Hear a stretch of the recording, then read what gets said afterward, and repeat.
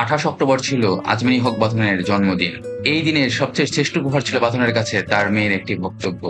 গণমাধ্যমে বাঁধন জানান, বাঁধনের মেয়ে বলেছে বাঁধনের জীবনে নতুন করে কেউ আসুক। দীর্ঘদিন পর এমন কথা শুনলেন বাঁধন, বুঝলেন মেয়ে এখন চায় তার মায়ের জীবনে কেউ পাশে থাকুক, একজন প্রকৃতি সঙ্গী আসুক। বাঁধন বলে, আমার মেয়ে বড় হচ্ছে, সে আমাকে খুব কাছ থেকে ভালোবাসে এবং দেখেছে। সেও চায় আমি যেন সুখে থাকি, তবে আমি নিজেও কিছুটা দ্বিধায় আছি। জীবনে অনেক ট্রমা ও ভয় পেয়েছি, এখনো সেই ভয় পুরোপুরি কাটেনি। তাই আমার মতো করে কেউ আমাকে বুঝবে, সেই বিশেষ সঙ্গীকেই আমার পাশে চাই। জীবন নিয়ে নিজের উপলব্ধি জানাতে গিয়ে বাঁধন বলেন, আমার জীবনে অনেক ফোকাস এসেছে, সবকিছু ভালোই চলছে, জীবন কর্মময়, জীবনের অর্থ অনেক গভীর।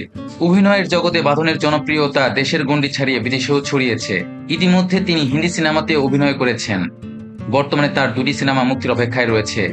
আগামী মাসে তিনি আবারও শুটিংয়ে ফিরবেন। সেখানে সানি সানোয়ার পরিচালিত এশা মার্ডার সিনেমায় তাকে পুলিশ কর্মকর্তার ভূমিকায় দেখা যাবে। বন্ধুরা, তোমরা বাঁধনের এই বক্তব্যকে কিভাবে দেখো? তার কি আসলে নতুন জীবনসঙ্গী দরকার? কমেন্টস করে আমাদের জানাও এবং চ্যানেল সাবস্ক্রাইব করে রাখো।